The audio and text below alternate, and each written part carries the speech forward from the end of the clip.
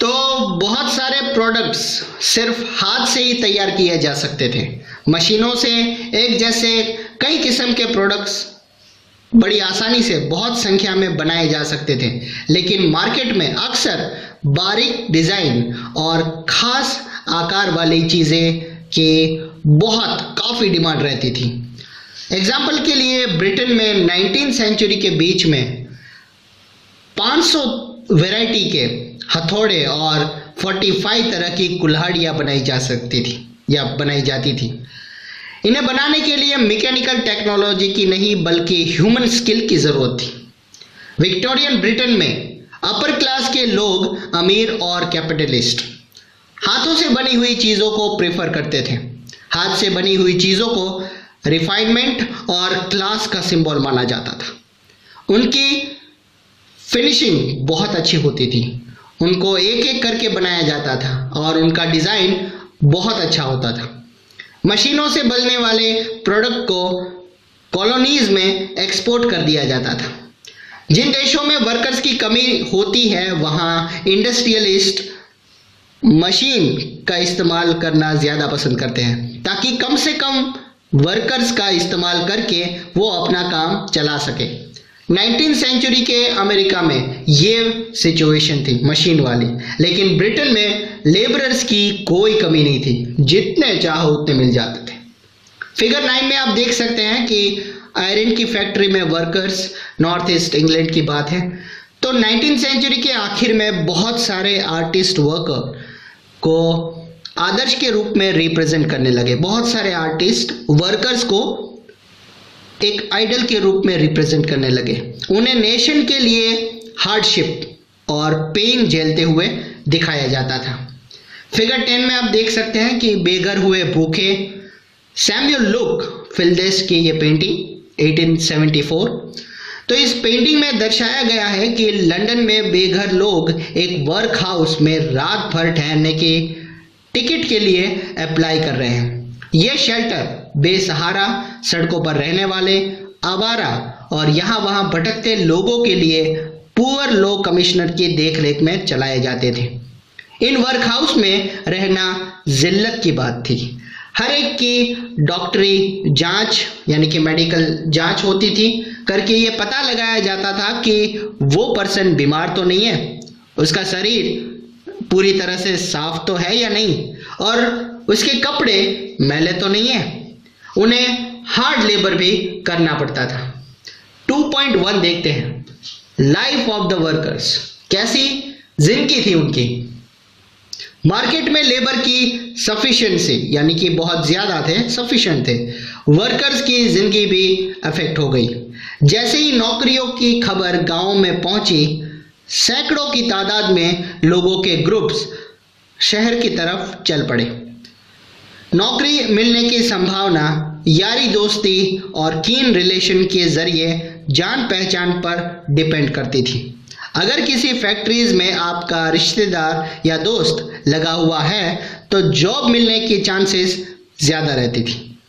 सबके पास ऐसे social connection नहीं होते थे। रोजगार चाहने वाले बहुत सारे लोगों को हफ्तों तक इंतज़ार करना पड़ता था। वे ब्रिज के नीचे या नाइट शेल्टर में रात काटते थे।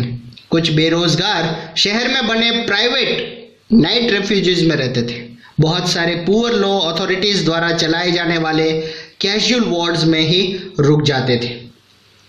बहुत सारी इंडस्ट्री में सीजनल काम की वजह से कामगारों को बीच बीच में बहुत टाइम तक खाली बैठना पड़ता था। काम का सीजन गुजर जाने के बाद गरीब दोबारा सड़क पर आ जाता था।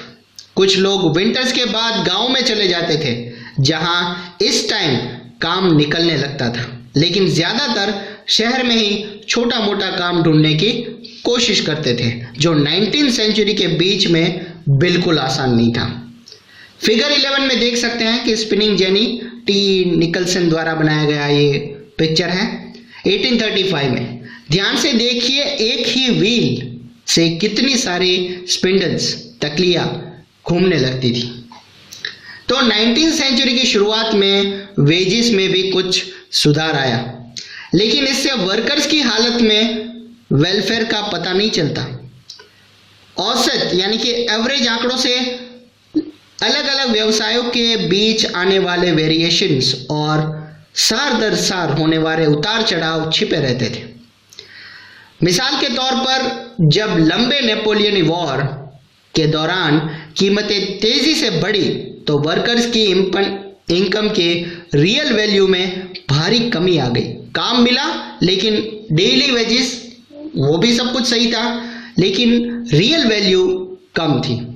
अब उन्हें वेजेस तो पहले जितना मिलता था, लेकिन उससे वो पहले जितनी चीजें खरीद नहीं पाते थे।